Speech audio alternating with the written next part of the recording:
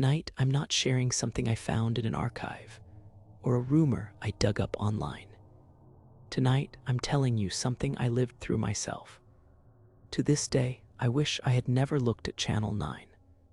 It all began in the summer of 2003. I was working nights as a radio DJ in a small, rural county. The kind of county where there's nothing much after dark, no cars on the road, no stores open, just the hum of insects in the fields and the faint glow of porch lights. People like me stayed awake because someone had to. I kept lonely insomniacs company, played music, told stories. But when the airwaves go quiet, you start to notice things. Strange things, whispers that don't belong, and one whisper kept coming up. The local TV station, W9XJ, was glitching. Now this was a tiny operation. Their tower was old, their equipment outdated. Most nights after midnight, they'd switch to a test broadcast. The screen would show those rainbow color bars, and the air would fill with that high-pitched tone, flat and endless, like an electronic scream. Nothing unusual about that, except people in town were whispering that they'd seen something else. Something that slipped into the broadcast when no one was supposed to be watching. I didn't believe it at first, but curiosity is a dangerous thing.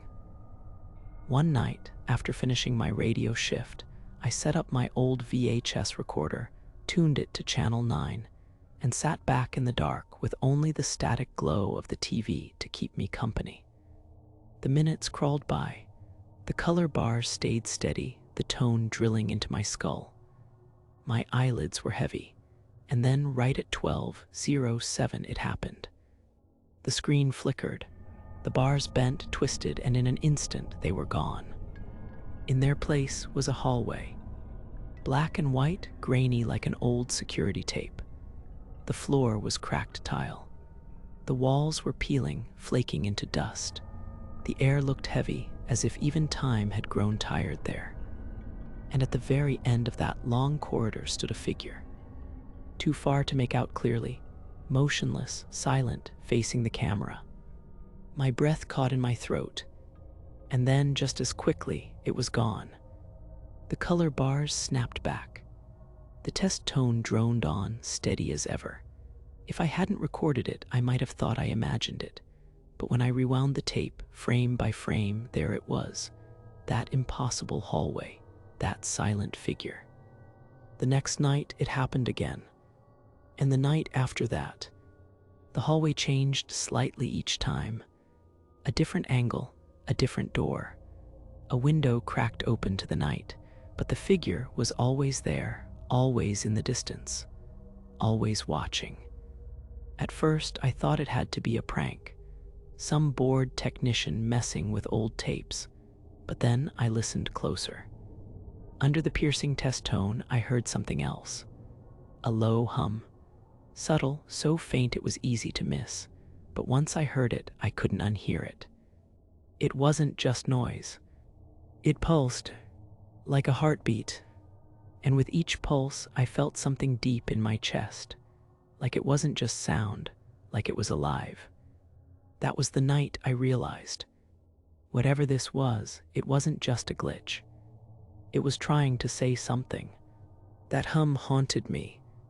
When I closed my eyes, I could still hear it, feel it. Like it had worked its way inside my chest, beating against my own heart. I couldn't let it go, so I did the only thing I could think of. I started recording. Every night when the test pattern came on, I hit record. I filled tape after tape, stacking them by my radio booth. My coworkers laughed, said I was chasing ghosts in the static, but I didn't care.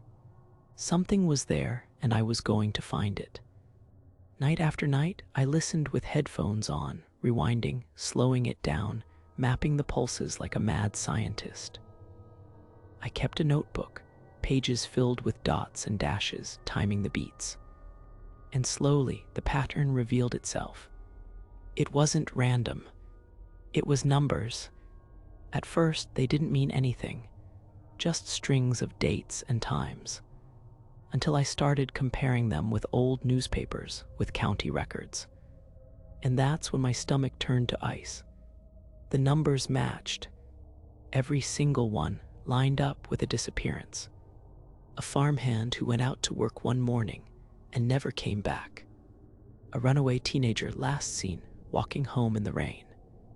An old man who left his house for groceries and vanished between his front door and his car. 10 years of vanishings, each marked out in the pulses of that hidden hum. I wanted to stop there. I should have stopped there. But something in me wouldn't let go. Maybe it was curiosity. Maybe it was obsession. Or maybe the signal itself wanted me to keep listening. Because I did. And that's when I saw it. The figure move. It wasn't much, just a tilt of the head. But when I froze the tape, frame by frame, I saw it clearly. The shadow at the end of the hall wasn't facing forward anymore. It was turned slightly toward me. My skin crawled. I slammed the tape out of the player, heart hammering. For hours, I sat in the dark, telling myself it was just coincidence, just a trick of my tired eyes. But deep down, I knew. It knew I was watching. That night, I couldn't sleep. I lay in bed with my eyes open, hearing that low hum over and over in my head, like it was inside me now, like the signal had hooked me. By morning, I'd made my decision. If I wanted answers, I had to find out where those hallways were. I started comparing everything I'd seen on the tapes, the cracked tiles, the paint, the narrow windows. I looked at blueprints, old photos, any scrap of architecture from around the county. Schools, hospitals, warehouses. Nothing matched, until I remembered a place people don't talk about anymore. The old county asylum, closed since the late 70s. Too many scandals, too many deaths. The county had boarded it up, left it to rot at the edge of town like a wound no one wanted to look at. But the hallway in my tapes, it was identical. The tiles, the walls, the broken lights. The figure wasn't standing in some random building. It was standing inside the asylum. And I knew then, if I wanted the truth, I'd have to go there myself. I don't know what possessed me to actually do it. Curiosity, obsession, or maybe that pull from the hum that seemed to crawl under my skin. But the next night, I drove out there. The asylum sat on the outskirts of town, past the old train yard, where the road thins out and the streetlights stop working. I parked a good distance away and walked the last stretch, flashlight trembling in my hand. The building rose up like a corpse from the weeds. Windows bricked over, roof sagging. A yawning black doorway where the front doors had been torn away decades ago. Even from the outside, it was wrong, silent. Not just empty, silent. Like the air itself refused to move. I stood there for too long, convincing myself to go back. But my feet carried me forward anyway. Inside, the smell hit first. Mold, rust, something older beneath it all. My light swept over graffiti, collapsed furniture, broken glass. Every step echoed too loudly. And then, I heard it. That same low hum. Faint, barely there, but real. It vibrated through the walls, through the floorboards. The same exact frequency I'd memorized from the tapes. I followed it deeper, past peeling paint and rusted doors. The asylum seemed endless, corridors looping in on themselves, stairwells leading to locked gates. My pulse pounded louder than my footsteps. And then I found it. The hallway, the one from the tapes. I froze at the threshold. It looked exactly the same, the long stretch of tile, the flickering overhead light, the paint rotting away in streaks. My throat went dry. And at the far end, that figure, it was there, standing perfectly still, just as it had on the recordings. I couldn't breathe, I couldn't even think. My flashlight beam shook violently, skimming over the cracked walls, the broken floor. I told myself it was a shadow, just a trick of light. But then, it moved. One slow step forward, then another, and the hum grew louder. My chest seized. I stumbled back, nearly dropping the flashlight. Every instinct screamed at me to run, but my legs wouldn't obey. The figure stopped halfway down the hall, its shape becoming clearer now. Taller than any man, shoulders too wide, arms too long, its head cocked to one side as though curious. The hum was in my skull now, rattling my teeth, pulsing in time with my heartbeat. I clapped my hands over my ears, but it didn't stop. It wasn't sound anymore. It was inside me. And then, in a voice that wasn't a voice, that came not from the air but from the marrow of my bones, I heard words. "You shouldn't have listened." That broke me. I turned and bolted, crashing through debris, my lights swinging wildly. I didn't care where I was running. I just needed distance, space, air. My lungs burned, my throat raw with panic. But here's the thing. No matter how far I ran, no matter how many turns I took, I kept ending up back at the same hallway.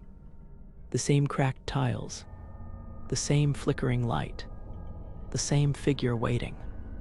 It was like the asylum itself had folded around me, trapping me in its endless corridors. And each time I stumbled back into that hallway, the figure was closer. The footsteps began, slow, deliberate, heavy, echoing off the cracked walls. I didn't turn at first. I couldn't. My flashlight swung wildly as my hands shook uncontrollably. The figure emerged from the shadows. It was no longer just a shadow, no longer confined to grainy tape. It was real, solid, standing there in the hallway, its head tilted slightly, watching me, watching every move I made. I stumbled back into the room with the monitors. They were all dead, cracked screens, broken wires, except one. One still flickered with static. And in that static, I saw her. My cousin, the one who had disappeared when I was a teenager.